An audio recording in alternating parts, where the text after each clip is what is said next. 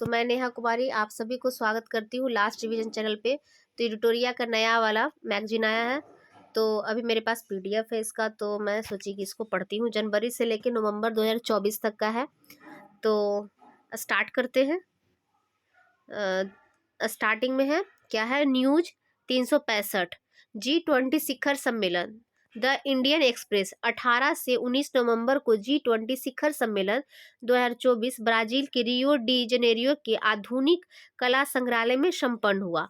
कहाँ ये संपन्न हुआ है? ब्राजील के रियो डी जनेरियो के आधुनिक कला संग्रहालय में। इसका थीम क्या है? एक न्यायपूर्ण विश्व और एक सतत ग्रह का निर्माण।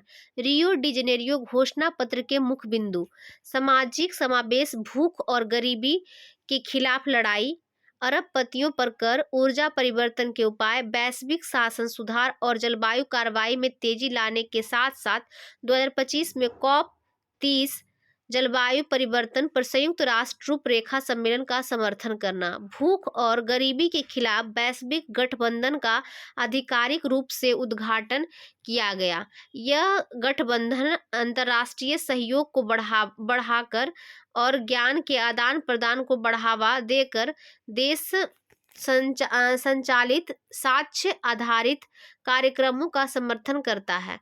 वैश्विक शासन संस्थाओं में सुधार लाना, सतत विकास और ऊर्जा संक्रमण को बढ़ावा।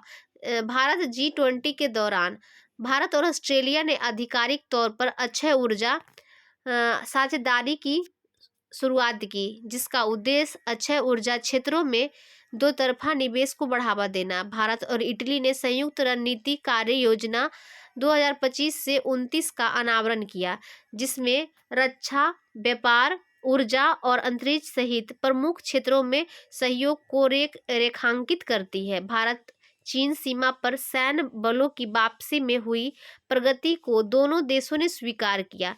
G20 की स्थापना 1999 में एशियाई वित्त संकट के बाद वित्त मंत्रियों और केंद्रीय बैंक गवर्नरों के लिए वैश्विक आर्थिक और वित्तीय मुद्दों पर चर्चा करने हेतु एक मंच के रूप में की गई थी। 2007 में वैश्विक आर्थिक और वित्तीय संकट के दौरान G20 को राज्य सरकार प्रमुखों के स्तर तक उन्नत किया गया। भारत की अध्यक्षता में वर्ष 2023 में अफ्रीकी संघ को G20 के अस्थायी सदस्य के रूप में स्वीकार किया गया। वर्ष 2025 और तथा 26 में G20 का अध्यक्षता क्रमशः दक्षिण अफ्रीका और USA को सौंपी गई है। दक्षिण अफ्रीका और USA को सौंपी गई है। मतलब 2026 में कौन करेगा? USA। 2025 में दक्षिण अफ्रीका। अमेरिकी राष्ट्रपति चुनाव 2024। हाल ही में अमेरिका के राष्ट्रपति चुनाव संपन्न हुआ, जिसमें रिपब्लिकन पार्टी के उम्मीदवार डोनाल्ड ट्रंप को जीत मिला। डोनाल्ड ट्रंप अमेरिका के 47वें राष्ट्रपति होंगे, जबकि जेड वेंस को उपराष्ट्रपति के रूप में चुना गया। जेड वेंस को उपराष्ट्रपति के रूप में चुना गया।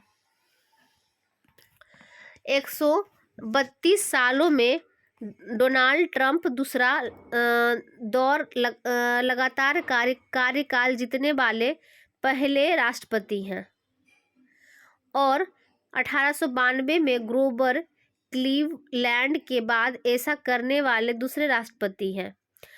डोनाल्ड ट्रंप अमेरिका के निर्वाचित होने वाले सबसे उम्रदराज 78 वर्ष के राष्ट्रपति बन गए हैं।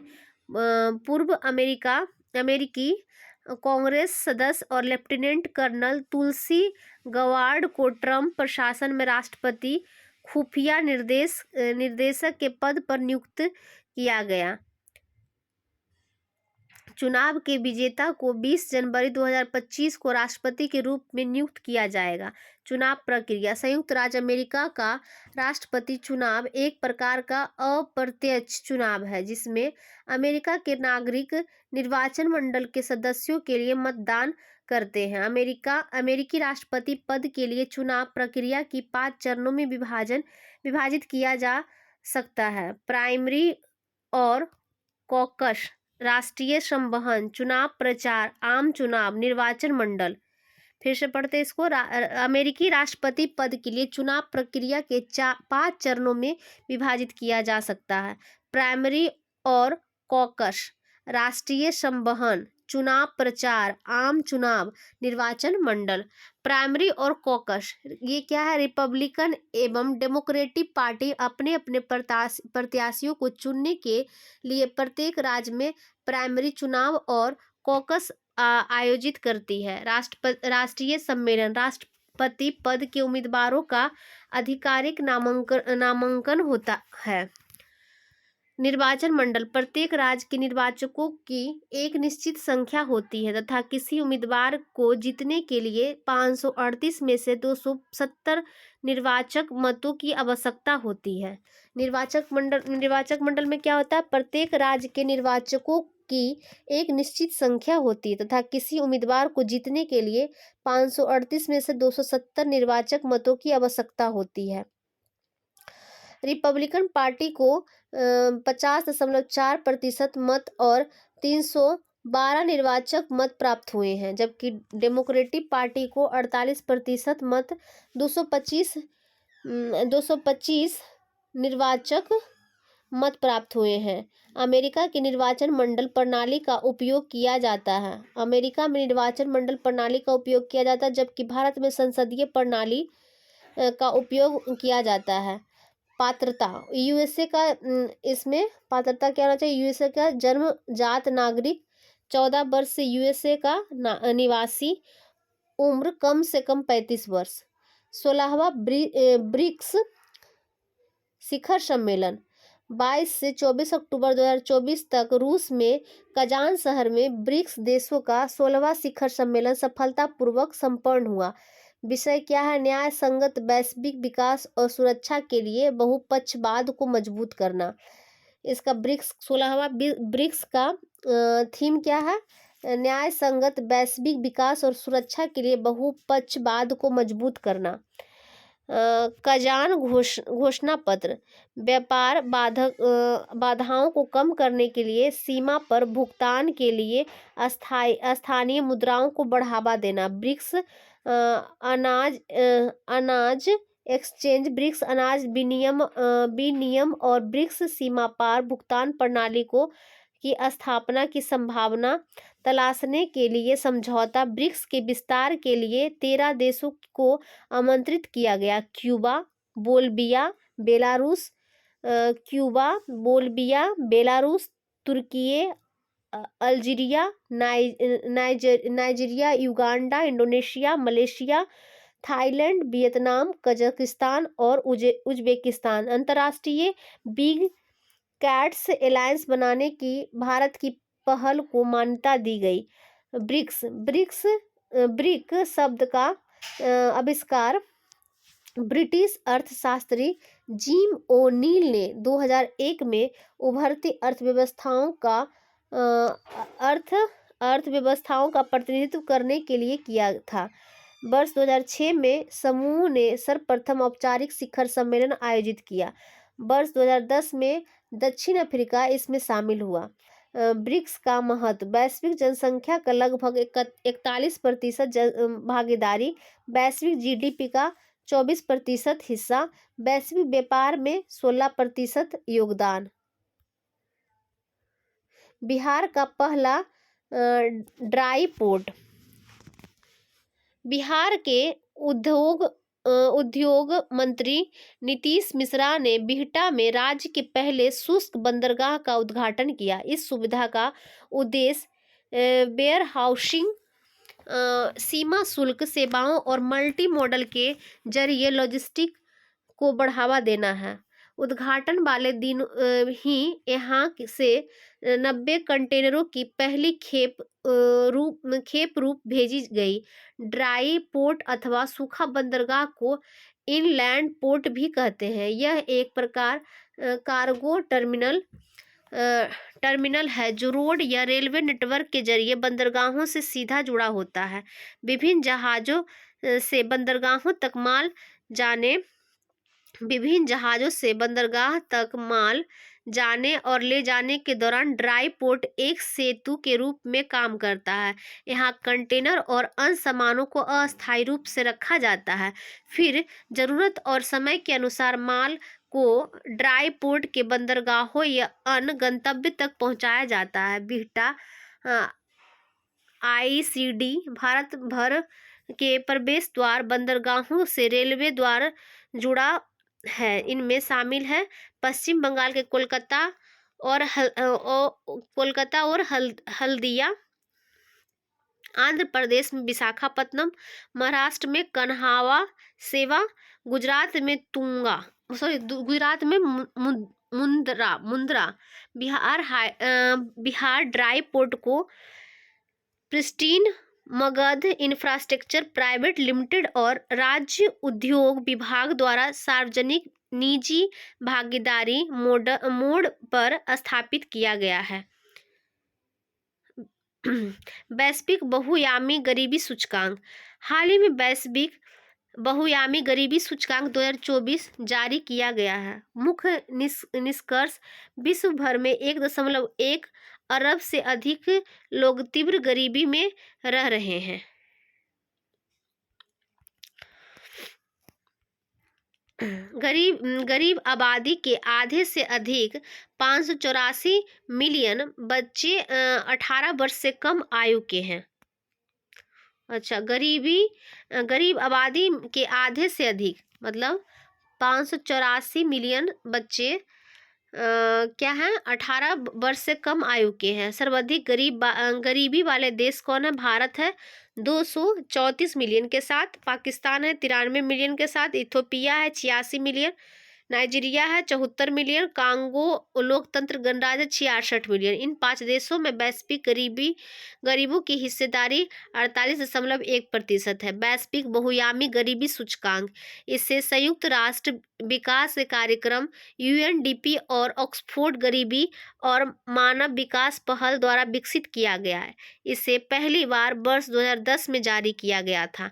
वैश्विक एमपीआई 3 आयामों और 10 संकेतकों का उपयोग करते हैं। एमपीआई 0 से 1 तक होता है तथा उच्चतर मान उच्च गरीबी को दर्शाता है।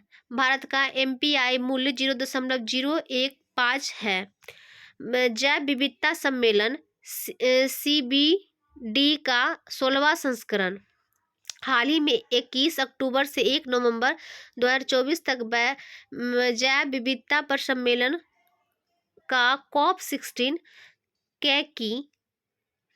कैली कोलंबिया में आयोजित किया गया। COP16 आनुवांशिक संशोधनों पर डिजिटल अनुक्रम सूचना DSI के उपयोग से होने वाले लाभों का निष्पक्ष और न्याय संगत बंटवारा सुनिश्चित करने के लिए कैली फंड की स्थापना की गई है। स्वदेशी समूहों और स्थानीय समुदायों को शामिल करने के लिए एक अस्थायी सहायक निकाय की स्थापना की जाएगी। जैव विविधता पहलों का समर्थन करने के लिए 2030 तक प्रति वर्ष 200 बिलियन अमेरिकी डॉलर सुरक्षित करने में सहायता के लिए नई संसाधन जुटाने की रणनीति विकसित करने पर सहमति व्यक्त की। आक्रामक विदेशी प्रजातियों का प्रबंधन। जैव विविधता सम्मेलन CDB 1992 में रियो पृथ्वी शिखर सम्मेलन का परिणाम था। सचिवालय मॉन्ट्रियल कनाडा। CBD को 196 देशों द्वारा समर्थित किया गया है। अमेरिका एकमात्र संयुक्त राष्ट्र सदस्य देश है जिसने इस अभिसमय की पुष्टि नहीं की है। COP16 का मुख्य लक्ष्य 30x30 लक्ष्यों पर प्रगति में तेजी लाना है। 30x30 लक्ष्यों पर प्रगति में तेजी लाना है। SCO शिखर सम्मेलन। शंघाई सहयोग संगठन SCO के शासनाध्यक्षों की परिषद की 23वीं बैठक 16 अक्टूबर 2024 को इस्लामाबाद पाकिस्तान में आयोजित की गई। कहाँ आयोजित की गई? इस्लामाबाद, पाकिस्तान में आयोजित की गई। शिखर सम्मेलन में भारतीय प्रतिनिधिमंडल का निर्देश विदेश मंत्री एस जयशंकर ने किया। एससीओ शिखर सम्मेलन 2024 भारत पाकिस्तान के तनावपूर्ण संबंधों के बीच हो रहा है। एससीओ शिखर सम्मेलन 2024 भारत पाकिस्तान के तनावपूर्ण संबंधों के बीच हो रहा है। यह आयोजन लगभग 9 वर्ष से में किसी भारतीय अधिकारी द्वारा पाकिस्तान की पहली उच्च स्तरीय यात्रा है। यह आयोजन लगभग 9 वर्षों में किसी भारतीय अधिकारी द्वारा पाकिस्तान की पहली उच्च स्तरीय यात्रा है। संघाई सहयोग संगठन एससीओ एक अस्थायी अंतर सरकारी अंतर्राष्ट्रीय निकाय है जिसकी स्थापना 15 जून 2001 में शंघाई चीन में हुई थी। 2017 में भारत और पाकिस्तान इसमें शामिल हुआ है। वर्तमान में एससीओ के 10 पूर्ण सदस्य हैं: चीन, रूस, Kazakhstan, Kyrgyzstan, Uzbekistan, Bharat, Pakistan, Tajikistan, Iran और बेलारूस।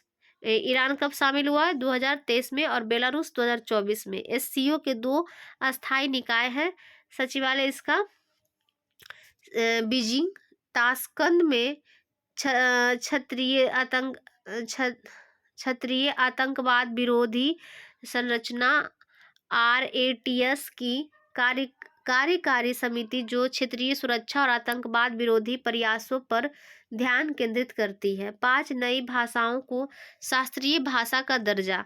हाल ही में केंद्रीय मंत्रिमंडल ने मराठी, पाली, प्राकृत, असमिया और बंगाली भाषाओं को शास्त्रीय भाषा का दर्जा देने को मंजूरी दे दी है। शास्त्रीय भाषाएं भारत की गहन और प्राचीन सांस्कृतिक विरासत के संरक्षक के रूप में काम करती है जो प्रत्येक समुदाय के ऐतिहासिक और सांस्कृतिक मील के पत्थर का सार प्रस्तुत करती है। पृष्ठभूमि: भारत सरकार ने वर्ष 2004 में शास्त्रीय भाषाओं के रूप में शास्त्रीय भाषाओं के रूप में भाषाओं की एक नई श्रेणी बनाने का निर्णय लिया। शास्त्रीय भाषा के दर्जे के निम्नलिखित मापदंड निर्धारित किए गए हैं। इसमें प्रारंभिक ग्रंथ अभिलिखित इतिहास की अत्यधिक प्राचीनतम 1000 वर्ष से अधिक है। प्राचीन साहित्य ग्रंथों का एक संग्रह जिसे वक्ताओं की पीढ़ी द्वारा एक मूल्यवान विरासत माना जाता है। साहित्य परंपरा मौलिक होनी चाहिए और किसी अन्य भाषा समुदाय से उधार नहीं ली गई होनी चाहिए। शास्त्रीय भाषा और साहित्य आधुनिक भाषा से भिन्न होने के कारण शास्त्रीय भाषा और उसके बाद के रूपों या उसकी शाखाओं के बीच एक विसंगति भी हो सकती है। भारत में शास्त्रीय भाषाएं तमिल, संस्कृत, तेलुगु, कन्नड़, मलयालम, उड़ीसा। 5 नवीन भाषाओं को शास्त्रीय भाषा का दर्जा मिलने से अब कुल शास्त्रीय भाषा की संख्या कितनी हो गई? 11 हो गई है। 6 भाषा पहले से था, कौन कौन? तमिल, संस्कृत, तेलुगु, कन्नड़, मलयालम और उड़ीसा। 5 नया भाषा कौन कौन शामिल हुआ है?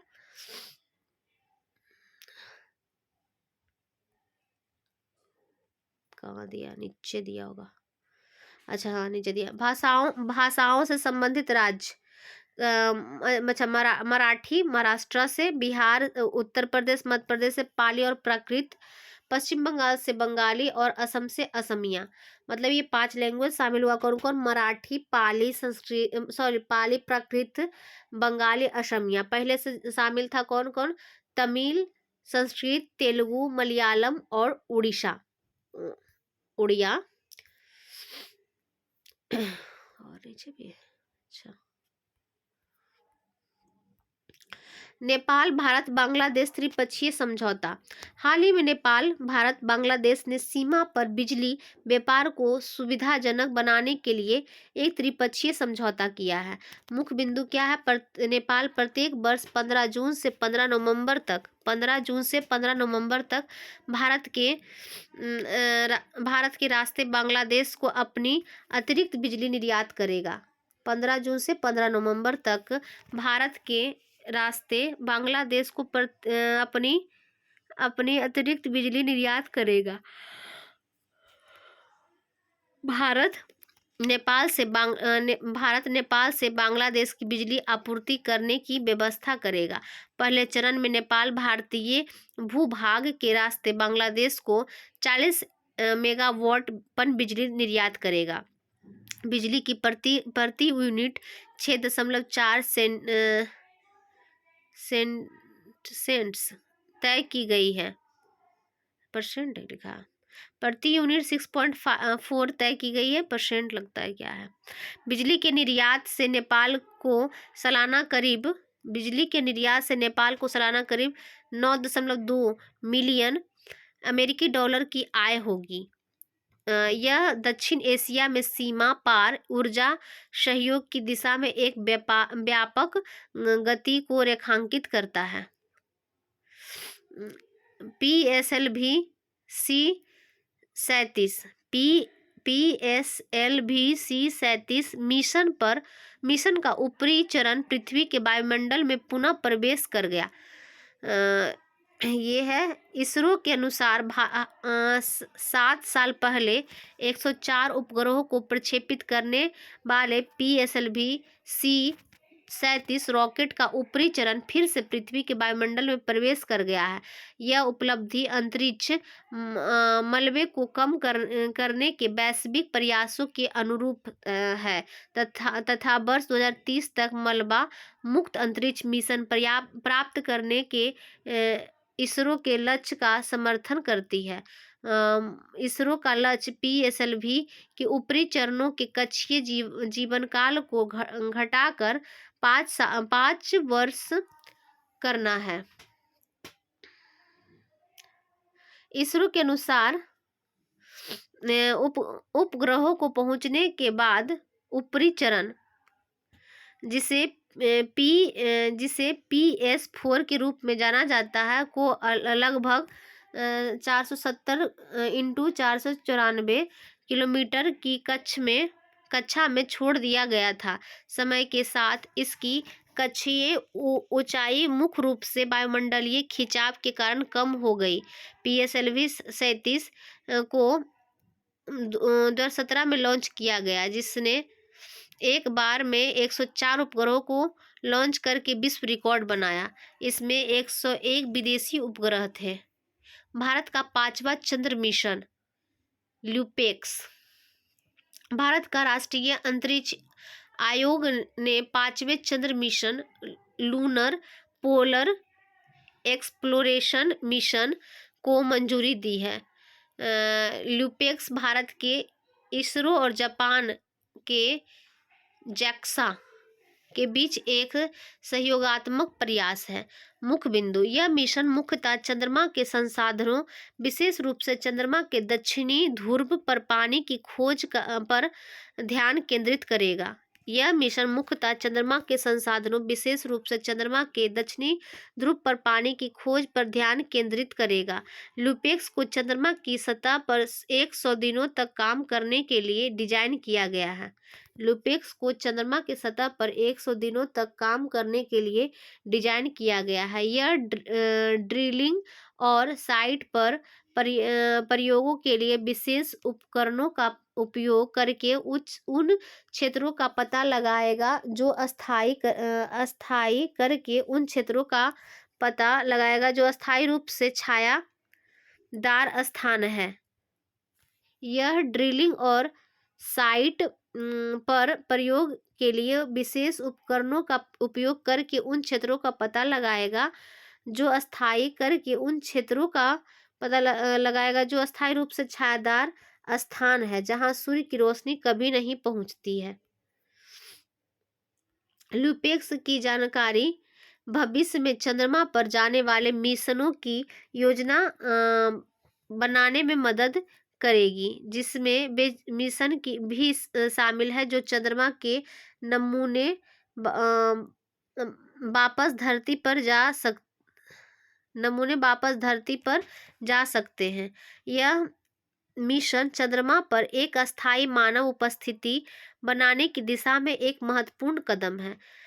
गांधी सागर वन्य जीव अभयारण्य चीतों का दूसरा निवास स्थान। कूनो नेशनल पार्क में एक साल से ज्यादा समय तक कैद में रहने के बाद दो दक्षिणी अफ्रीकी चीते अग, अ, अ, अ, अग्नि अग्नि अग्नि और वायु को मध्य प्रदेश के गांधी सागर वन्यजीव अभयारण्य में छोड़ा जाएगा।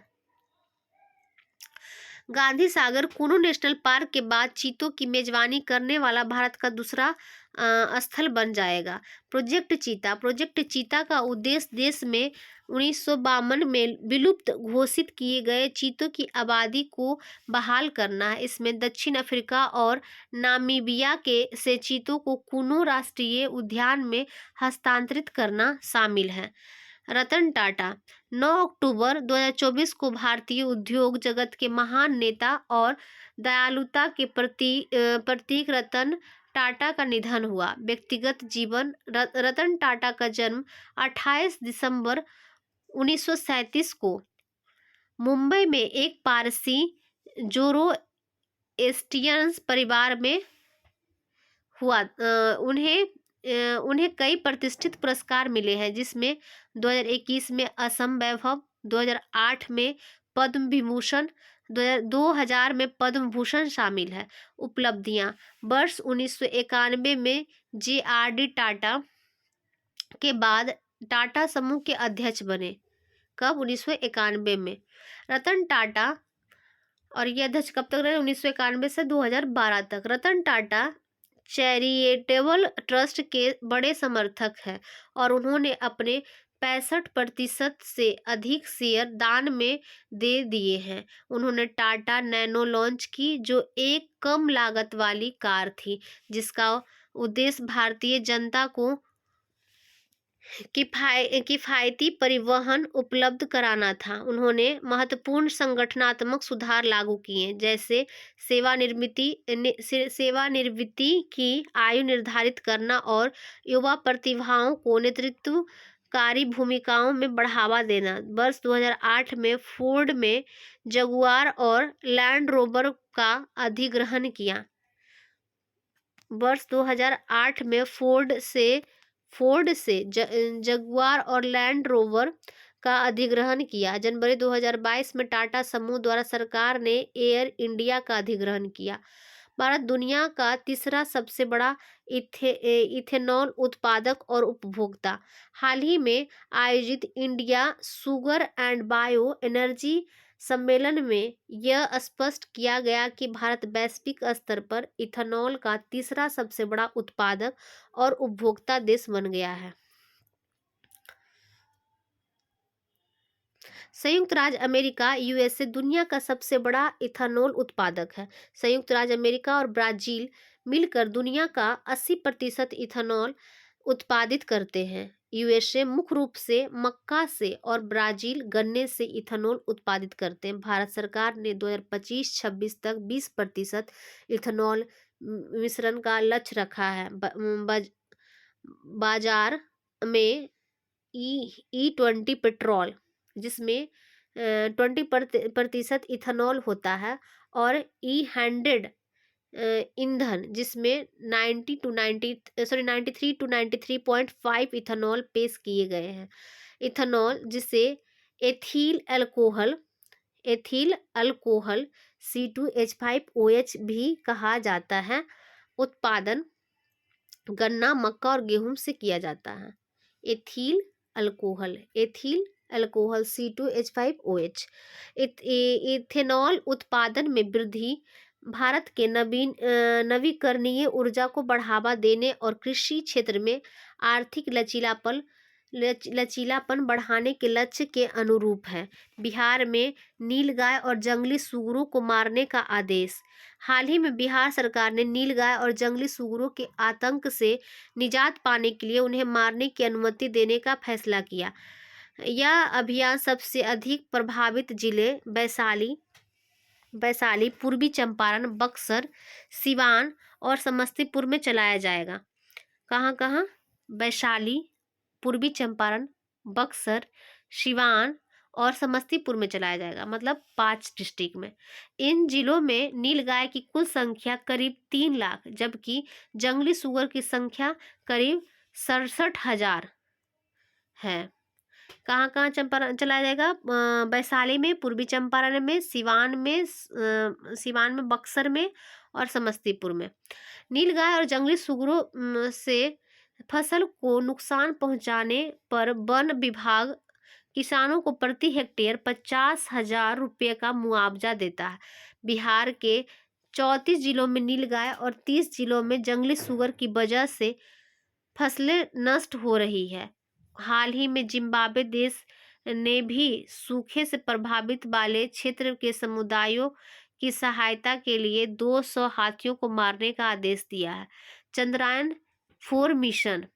हाल ही में केंद्रीय कैबिनेट ने चंद्रयान-3 की सफलता के बाद चंद्रमा के लिए चंद्रयान-4 मिशन को मंजूरी दी है, जिसका उद्देश्य चंद्रमा से पृथ्वी पर वापस आने और नमूने लाने की प्रौद्योगिकियों का प्रदर्शन करना है।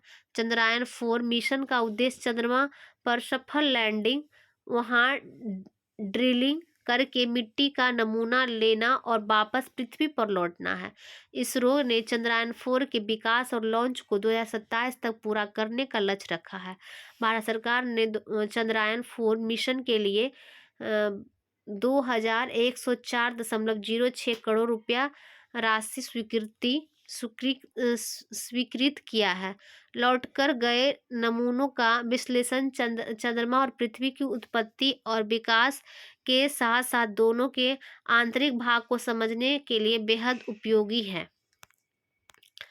एक मैन मिशन टू मून अंततः भारतीय अंतरिक्ष यान के चंद्रमा पर उतरने, वर्ष 2040 तक नियोजित और सुरक्षित रूप से पृथ्वी पर वापस लौटने के लिए आधारभूत प्रौद्योगिकी क्षमताओं को प्राप्त करेगा। चंद्रयान-4 के अलावा इसरो को सूर्य ग्रह के रिसर्च के लिए भी मंजूरी मिली है। Venus orbiter mission. 23वें विधि आयोग का गठन।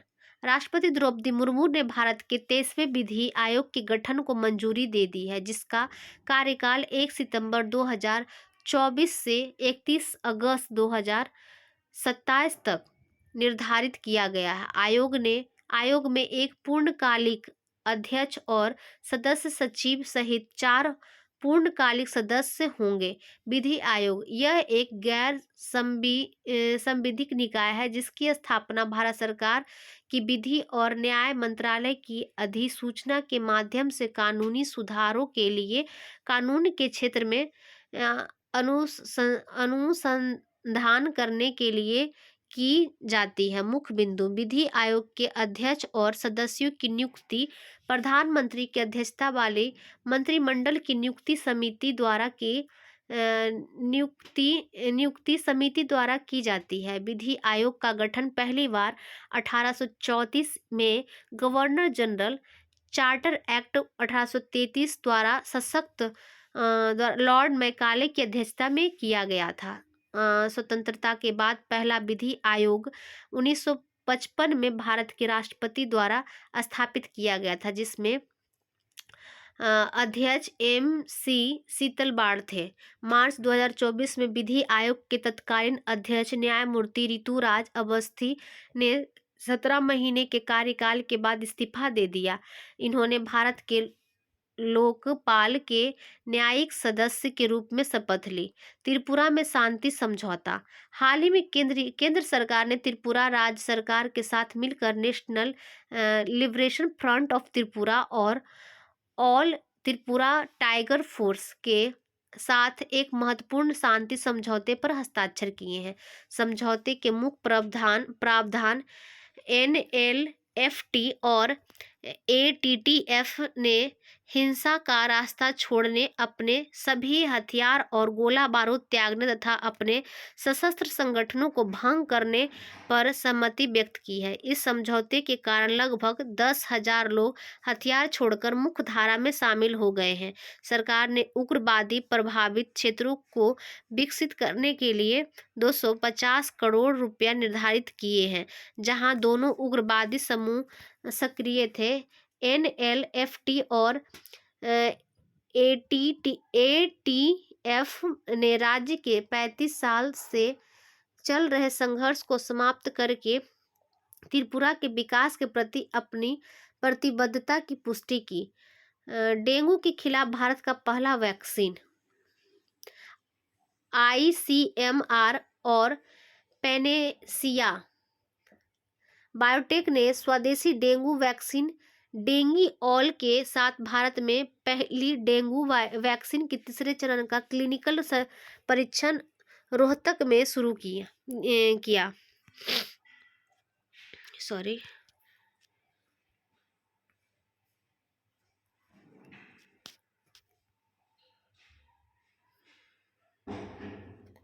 ओहो हो।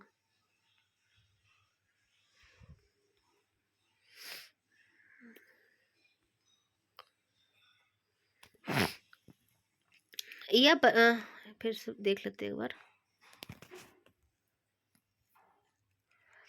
डेंगू के खिलाफ भारत का पहला वैक्सीन आईसीएमआर और पेनेसिया बायोटेक ने स्वदेशी डेंगू वैक्सीन डेंगीऑल के साथ भारत में पहली डेंगू वैक्सीन के तीसरे चरण का क्लिनिकल परीक्षण रोहतक में शुरू किया।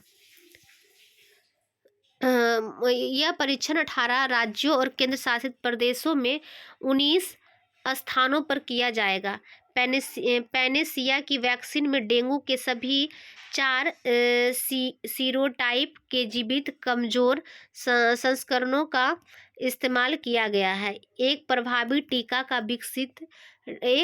टीका विकसित करना जटिल है, क्योंकि इसे सभी 4 dengue virus सीरोटाइबो DENV1, DENV2, DENV3, DENV4 में अच्छी प्रभावकारिता हासिल करनी होगी। डेंगू बुखार। डेंगू हड्डी तोड़ बुखार एक वायरल संक्रमण है जो एडीज मच्छरों से लोगों में फैलता है। डेंगू भारत में एक प्रमुख सार्वजनिक स्वास्थ्य समस्या है। विश्व स्वास्थ्य संगठन के अनुसार वैश्विक स्तर पर डेंगू के मामले में वर्ष में 2024 में 7.6 मिलियन हो गया है। भारत में 75 से 80% मामलों में लक्षण स्पष्ट नहीं होते हैं।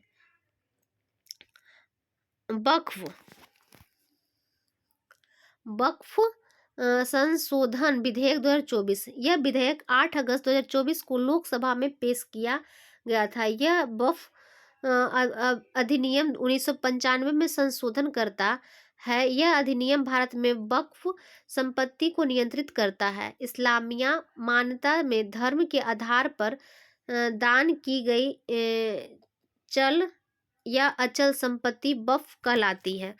विधेयक में प्रमुख प्रावधान। विधेयक में वर्तमान अधिनियम का नाम बदलकर संयुक्त वक्फ प्रबंधन सशक्तिकरण दक्षता और विकास अधिनियम 1995 कर दिया गया है। विधेयक में कहा गया है कि कम से कम 5 साल तक इस्लाम का पालन करने वाला व्यक्ति ही वक्फ घोषित कर सकता है। विधेयक में कहा गया है कि वक्फ के रूप में पहचानी गई कोई भी सरकारी संपत्ति वक्फ नहीं रह जाएगी। अनिश्चितता की स्थिति में उस क्षेत्र का जिला कलेक्टर स्वामित्व निर्धारित करेगा और राज्य सरकार को रिपोर्ट सौंपेगा। यह विधेयक उस प्रावधान को हटा देता है जो वक्फ बोर्ड को यह जांचने और निर्धारित करने का अधिकार देता है कि कोई संपत्ति वक्फ है या नहीं। पहले वक्फ का सर्वेक्षण करने के लिए सर्वेक्षण आयुक्त और अतिरिक्त आयुक्त की नियुक्ति का प्रावधान था, लेकिन अब यह विधेयक कलेक्टर को सर्वेक्षण करने का अधिकार देता है। लंबित सर्वेक्षण राज्य राजस्व कानूनों के अनुसार किए जाएंगे। विधेयक में प्रावधान है कि केंद्रीय वक्फ परिषद में 2 सदस्य और गैर मुस्लिम होने चाहिए। अधिनियम के अनुसार परिषद में नियुक्त सांसद, पूर्व न्यायाधीश और प्रतिष्ठित व्यक्ति मुस्लिम होने होने जरूरी नहीं है। मुस्लिम सदस्यों में से 2 महिलाएं होनी चाहिए। वक्फ बोर्ड में शिया, सुन्नी और पिछड़े मुस्लिम वर्गों से कम एक सदस्य होना चाहिए, जिसमें बोहरा और आगा खानी समुदायों में भी एक एक सदस्य होना चाहिए अगर उनके पास राज्य में वक्फ है। विधेयक में ट्रिब्यूनल के निर्णयों को अंतिम मानने वाले प्रावधानों को छोड़ दिया गया है। ट्रिब्यूनल के आदेशों के खिलाफ 90 दिनों के भीतर उच्च न्यायालय में अपील की जा सकती है। विधेयक केंद्र सरकार को निम्नलिखित के संबंध में नियम बनाने का अधिकार देता है। पंजीकरण, वक्फ के खातों का प्रकाशन और वक्फ बोर्ड की कार्यवाही का प्रकाशन। विधेयक केंद्र सरकार को सीएजी या किसी नामित अधिकारी से वक्फ के खातों का ऑडिट कराने का अधिकार देता है। वक्फ बोर्ड के पास सशस्त्र बलों, सेना और भारतीय रेलवे के बाद देश में तीसरा सबसे बड़ा भूमि स्वामित्व है। ये इस विधेयक की समीक्षा के लिए जगदम्बिका पाल की अध्यक्षता में संयुक्त संसदीय समिति जेपीसी का गठन किया गया। आईपीसी, सीआरपीसी और भारतीय साक्ष्य अधिनियम में सुधार। गृह मंत्रालय ने 2020 में आपराधिक कानून को 3 संहिताओं की समीक्षा के लिए राष्ट्रीय विधि विश्वविद्यालय एनएलयू दिल्ली के पूर्व कुलपति प्रोफेसर रणबीर सिंह की अध्यक्षता में एक समिति गठित की थी। भारतीय न्याय संहिता बीएनएस 2023, भारतीय नागरिक सुरक्षा संहिता बीएनएसएस 2023 और भारतीय साक्ष्य संहिता 2023 1 जुलाई 2024 से लागू किया गया। यह क्रमशः भारतीय दंड संहिता आईपीसी 1860, दंड प्रक्रिया संहिता सीआरपीसी 1973 और भारतीय साक्ष्य अधिनियम 1872 का स्थान लेंगे। भारतीय न्याय संहिता बीएनएस 2023। भारतीय दंड संहिता का मसौदा 1834 में थॉमस बेविंगटन मैकाले की अध्यक्षता वाले प्रथम विधि आयोग द्वारा तैयार किया गया था। यह संहिता जनवरी 1860 में लागू हुई। आईपीसी 1860 में 23 अध्याय 511 धाराएं थी। कितना था आईपीसी में? 23 अध्याय था और 511 धाराएं थी, जिसमें बीएनएस 2023 में 20 अध्याय और 358 धाराओं में समायोजित किया गया। बीएनएस 2023 में फिर इसको क्या किया गया? 20 अध्याय और 358 धारा में संयोजित किया गया। हत्या आईपीसी में था क्या में? धारा 300 में, और बीएनएस में किया गया 101 में। हत्या के लिए सजा था 302 में और उसमें किया गया है 103 में, धारा 103 में। हत्या के लिए आजीवन कारावास की सजा 303 में, उसमें 104 में किया गया। पहले आईपीसी में था 303 में और बीएनएस में किया गया आजीवन कारावास हत्या के लिए 104 में। बलात्कार आईपीसी में कितना था? 375 में, अब बीएनएस में किया गया 63 में। बलात्कार के लिए सजा आईपीसी में कितना में था? आईपीसी में 376 में और बीएनएस में धारा 64 में। दहेज हत्या आईपीसी में था 304 के बी में और अब हो गया 80 में। मानव तस्करी 370 में पहले था आईपीसी में और बीएनएस में हो गया 143 में। चोरी के लिए सजा धारा 379 में, अब बीएनएस में हो गया धारा 303 में, 303 के 2 में। नए प्रावधानों को जोड़ना, धारा 48, 69, 95, 111, 113, 152, 226, 304। धारा 48 में भारत में अपराध के लिए भारत के बाहर से उकसाना, भारत में अपराध के लिए भारत के बाहर से उकसाना। 48, छल पूर्वक तरीके आदि का उपयोग करके यौन संबंध बनाना। 69, 95, किसी बच्चों को अपराध करने के लिए काम पर रखना या उससे शामिल करना। 95, धारा 111 में संगठित अपराध और धारा 112 में छोटा मोटा संगठित अपराध। धारा 113 में आतंकवादी कृत्य। 152 में भारत की संप्रभुता, एकता और अखंडता को खतरे में डालने वाले कृत्य। 226 में वैध शक्ति के प्रयोग को मजबूर करने या रोकने के लिए आत्महत्या करने का प्रयास।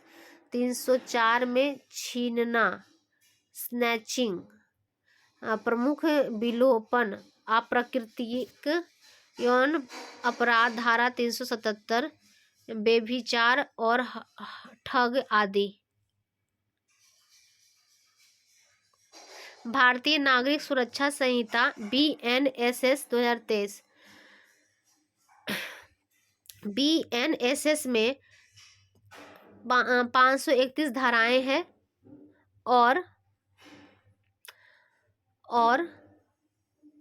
39 अध्याय है, जबकि पहले सीआरपीसी में 484 धाराएं और 37 अध्याय थे। नए प्रावधानों को शामिल करना, 86, 105, 107, 72, 172, 336, 356, 398, 472 और 530। घोषित व्यक्तियों की संपत्ति की पहचान और कुर्की। 105, ऑडियो वीडियो इलेक्ट्रॉनिक माध्यम से तलाशी और जब्ती की रिकॉर्डिंग। धारा 107 में संपत्ति की कुर्की, जब्ती और वापसी। 172 में पुलिस के वैध निर्देशों का पालन करने के लिए वैध व्यक्ति। धारा 336 कुछ मामलों में लोक सेवकों, विशेषज्ञों, पुलिस अधिकारियों का साक्ष्य। धारा 356 में घोषित अपराधों की अनुपस्थिति में जांच, परीक्षण या निर्णय। 398 में गवाह संरक्षण योजना। 472 मृत्युदंड के मामलों में दया याचिका। 530 में इलेक्ट्रॉनिक मोड में परीक्षण और कार्रवाई की जाएगी। बीएनएसएस की कुछ प्रमुख विशेषताएं। एफआईआर किसी भी पुलिस स्टेशन में दर्ज की जा सकती है, चाहे अपराध का क्षेत्र कुछ भी हो। इसे इलेक्ट्रॉनिक माध्यम से भी दर्ज किया जा सकता है। प्रारंभिक जांच 14 दिन में पूरी होनी चाहिए। बयानों की रिकॉर्डिंग, बलात्कार पीड़िता का बयान उसके घर पर दर्ज किया जाएगा। ऐसे बयान मोबाइल फोन सहित ऑडियो वीडियो इलेक्ट्रॉनिक माध्यम से भी दर्ज किया जा सकता है। यौन उत्पीड़न की पीड़िता का बयान दर्ज करने के लिए महिला पुलिस अधिकारी का होना आवश्यक है। 15 वर्ष से कम या 60 वर्ष से अधिक आयु के किसी भी पुरुष, किसी भी महिला, मानसिक या शारीरिक रूप से विकलांग व्यक्ति, गंभीर बीमारी से पीड़ित किसी भी व्यक्ति को बयान दर्ज करने के लिए पुलिस स्टेशन नहीं बुलाया जाएगा। 10 वर्ष या उससे अधिक कारावास से दंडनीय अपराधों में गवाह के न्यायिक मजिस्ट्रेट द्वारा बयान दर्ज करना। गिरफ्तारी, 3 वर्ष से कम कारावास की सजा वाले अपराधों में डीएसपी की अनुमति के बिना वृद्ध या अशक्त व्यक्ति की गिरफ्तारी नहीं की जाएगी। गिरफ्तार व्यक्तियों का रिकॉर्ड रखने और उसे डिजिटल मोड में प्रदर्शित करने के लिए प्रत्येक पुलिस स्टेशन में नामित पुलिस अधिकारी की नियुक्ति की जाएगी। शुरुआती 15 दिनों के बाद भी पुलिस रिमांड मांगा जा सकता है। शुरुआती 15 दिनों के बाद भी पुलिस रिमांड मांगा जा सकता है। आरोपी की रिमांड बीएनएसएस के तहत मांगी जा सकती है उन मामलों में गिरफ्तारी के पहले 40 दिनों के भीतर जहां अपराध 10 वर्ष से कम कारावास के लिए दंडनीय है, उन मामलों में गिरफ्तारी के पहले 60 दिन के भीतर जहां अपराध 10 वर्ष से अधिक कारावास के लिए दंडनीय है। बीएनएस और पीओसीएसओ के तहत कुछ यौन अपराध मामलों में जांच सूचना दर्ज होने की तारीख से 2 महीने के भीतर पूरी की जाएगी। भारतीय साक्ष्य अधिनियम 2023, इसे नए अधिनियमों में 170 धाराएं हैं, जबकि पहले भारतीय साक्ष्य अधिनियम में 166 धाराएं थी। यह किसी भी न्यायालय में या उसके समक्ष सभी न्यायिक कार्यवाहियों पर लागू होता है, जिसमें सैन्य न्यायालय भी शामिल है। लेकिन किसी न्यायालय का अधिकारी के समक्ष प्रस्तुत हल्फनामों या मध्यस्थ के समक्ष कार्यवाही पर लागू नहीं होता। प्रमुख प्रावधान: इलेक्ट्रॉनिक या डिजिटल रिकॉर्ड के लिए एक नए धारा 61 जोड़ी गई है। इलेक्ट्रॉनिक या डिजिटल रिकॉर्ड को साक्ष्य के रूप में स्वीकार करने की अनुमति देता है, जिससे उन्हें पारंपरिक दस्तावेजी साक्ष्य के बराबर कानूनी वैधता प्राप्त होती है। द्वितीय साक्ष्य, जिसमें निम्नलिखित को शामिल करने के लिए विस्तार किया गया है: यांत्रिक प्रक्रियाओं द्वारा मूल में बनाई गई प्रतिलिपियां, दस्तावेजों के समकक्षों में बनाई गई प्रतिलिपियां, इसे देखने वाले गवाह द्वारा प्रदान किए गए दस्तावेज की सामग्री के मौखिक विवरण। दस्तावेज की सटीक परिभाषा में इलेक्ट्रॉनिक्स रिकॉर्ड की भी शामिल है। डीएनए साक्ष्य की स्वीकार्यता के लिए विशेष प्रावधान। रुद्रम-1 मिसाइल: हाल ही में भारत ने अपनी पहली स्वदेशी एंटी रेडिएशन मिसाइल रुद्रम-1 का सफल परीक्षण किया, जिसे रक्षा अनुसंधान एवं विकास संगठन डीआरडीओ ने भारतीय वायुसेना के लिए विकसित किया है। मुख्य विशेषता: यह भारत की पहली स्वदेशी एंटी रेडिएशन मिसाइल है, जिसे हवा से सतह पर मार करने के लिए विकसित किया गया है। इसमें inertial navigation system GPS navigation और अंतिम हमले के लिए एक निष्क्रिय होमिंग हेड की सुविधा है, जिससे यह विकिरण उत्सर्जित करने वाले साक्ष्यों पर सटीकता से प्रहार कर सकता है। मिसाइल को 500 मीटर से लेकर 15 किलोमीटर की अलग अलग ऊंचाई से प्रक्षेपित किया जा सकता है। समान नागरिक संहिता: प्रधानमंत्री ने 78वें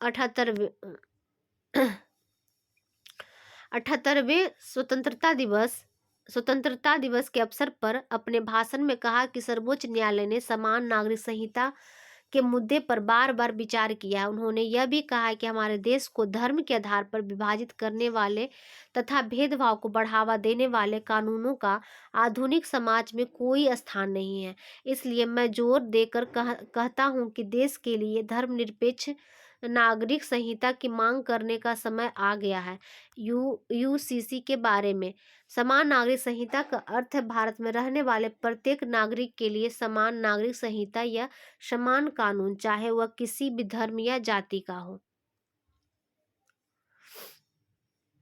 समान नागरिक संहिता विवाह, तलाक, विरासत, गोद लेने और उत्तराधिकारी से संबंधित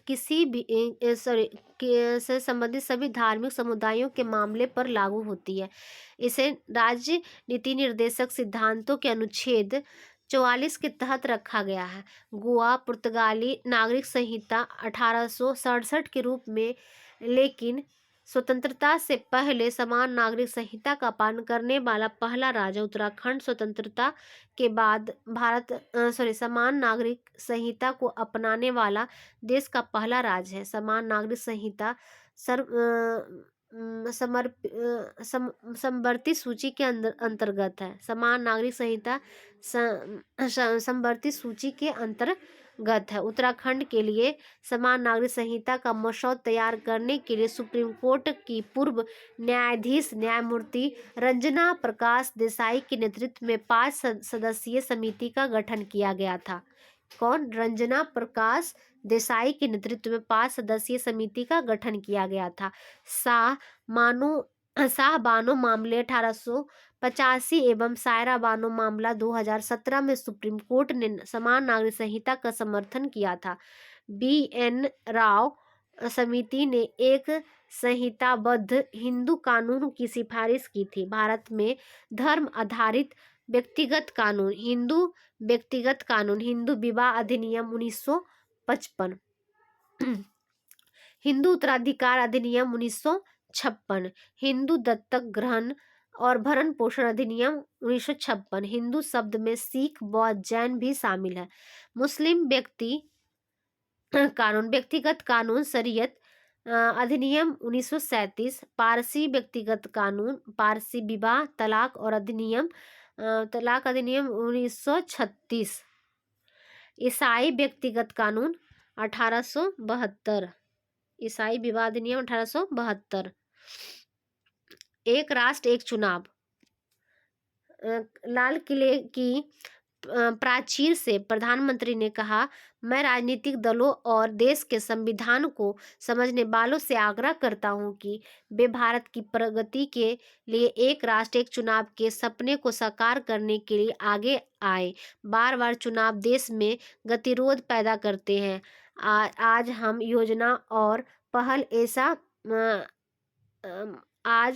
योजना और पहल ऐसा लगता है कि यह चुनाव चक्र से प्रभावित है और हर गतिविधि राजनीतिक विचारों से रंगी हुई है। पूर्व राष्ट्रपति रामनाथ कोविंद की अध्यक्षता में एक राष्ट्र एक चुनाव पर गठित उच्च स्तरीय समिति ने अपनी रिपोर्ट पर राष्ट्रपति द्रौपदी मुर्मू को सौंपी है। समिति के मुख्य सिफारिश से पैनल ने लोकसभा और राज्य विधानसभाओं के लिए एक साथ चुनाव कराने की सिफारिश की है। स्थानीय निकाय चुनाव भी 100 दिन के भीतर होने चाहिए। इसके लिए अनुच्छेद 324A लागू किया जाएगा। सदन में बहुमत न होने या अविश्वास प्रस्ताव आने की स्थिति में नई लोकसभा के गठन के लिए नए चुनाव कराए जा सकते हैं। नए लोकसभा पिछली लोकसभा के कार्यकाल के बचे हुए समय तक ही काम करेगी। जब राज्य विधानसभाओं के लिए नए चुनाव होते हैं तो नवनिर्वाचित विधानसभा लोकसभा के पूर्ण कार्यकाल के अंत तक अस्तित्व में रहेगी, जब तक कि इसे पहले भंग ना कर दिया जाए। इस व्यवस्था को लागू करने के लिए अनुच्छेद 83 और अनुच्छेद 172 जो संसद के सदनों और राज्य विधानसभाओं के कार्यकाल से संबंधित है में संशोधन करने की आवश्यकता है। चुनाव आयोग राज्य प्राधिकारियों के परामर्श से एक समान मतदान सूची और मतदान पहचान पत्र तैयार कर सकता है। संविधान संशोधन को कम से कम आधे राज्यों द्वारा अनुसमर्थन के साथ पारित किया जाना आवश्यक है। 1(1) को लागू करने के लिए आवश्यक परिवर्तन। अनुच्छेद 83 संसद के सदनों की अवधि। अनुच्छेद 85 राष्ट्रपति द्वारा लोकसभा का विघटन। अनुच्छेद 172 राज्य विधानसभाओं की अवधि। अनुच्छेद 174 राज्य विधानसभाओं का विघटन। अनुच्छेद 356 संवैधानिक आपात स्थितियां। जन प्रतिनिधित्व अधिनियम 1951 के कई प्रावधान। विधि आयोग की 170वीं और 255वीं रिपोर्ट 1E की पक्ष में है। समिति के अन्य सदस्य सुभाष कश्यप, अधिवक्ता हरीश साल्वे, अमित शाह, गुलाम नबी आजाद, NK सिंह, संजय कोठारी और अधीर रंजन चौधरी। अधीर रंजन जुड़ने से इनकार कर दिया। अच्छा, फिर से अनुच्छेद पढ़ लेते हैं। अनुच्छेद 83 संसद के सदनों की अवधि। अनुच्छेद 85 राष्ट्रपति द्वारा लोकसभा का विघटन। अनुच्छेद 172 राज्य सभाओं की अवधि। अनुच्छेद 174 राज्य विधानसभाओं का विघटन।